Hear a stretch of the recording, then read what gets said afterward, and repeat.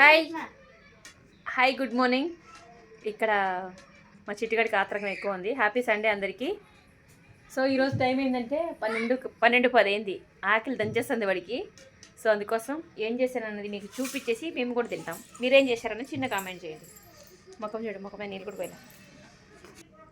వేడి వేడి రైస్ పొగలు పోతుంది. మరి ఇది నోట్లో వేసుకుంటే నోట్లోంచి పొగలు వస్తాయి.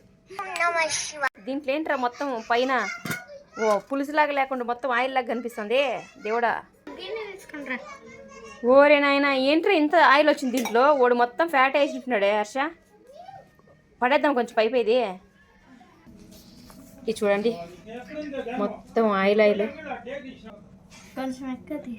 అయ్యో, ఏంట్రా అసలు నేను నూనె కొంచెం వేసిన ఇట్లా వచ్చింది.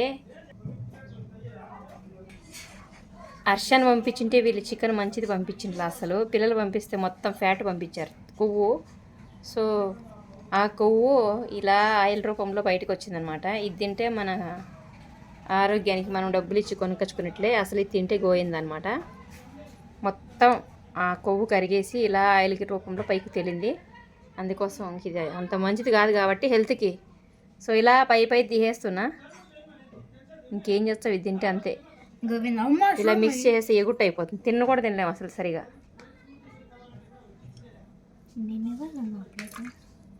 చూడండి ఎంత ఆయిల్ వచ్చింది, ఇదంతా ఫ్యాట్.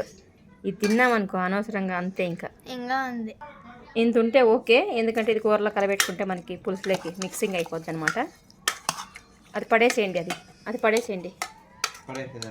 అది ఎందుకు నువ్వు తింటావా? వాడే హర్ష కంటించారు, తాగేస్తాడంట. కొవ్వు కావాలంట కొంచెం. ఫ్యాట్ పెరుగుతుంది, అంతే. మంచి కొలెస్ట్రాల్ ఏం కాదు అది. సో ఇప్పుడు ఫైనల్గా అయితే చికెన్ ఇలాగ ఉంది. నేను ఇంకా ఆల్మోస్ట్ దాన్ని తీసేసాను.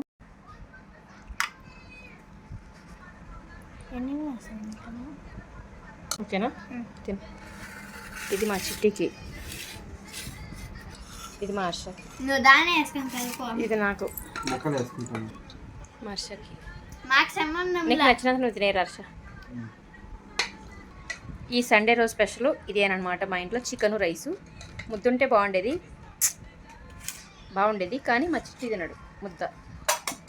అందుకోసం ఒక్కొక్కరికి ఒకటి చేయలేక మా చిట్టిగడికి, మా దొంగ నా కొడుక్కి దోశలు, చపాతీలు, ఇడ్లీలు, టిఫన్ల మనిషి అనమాట. వీని అన్న హోటల్లో ఉంచేస్తాను, సరిపోద్ది. గిన్నెలు కడుగుతా, అక్కడ ఉండిపోతాడు.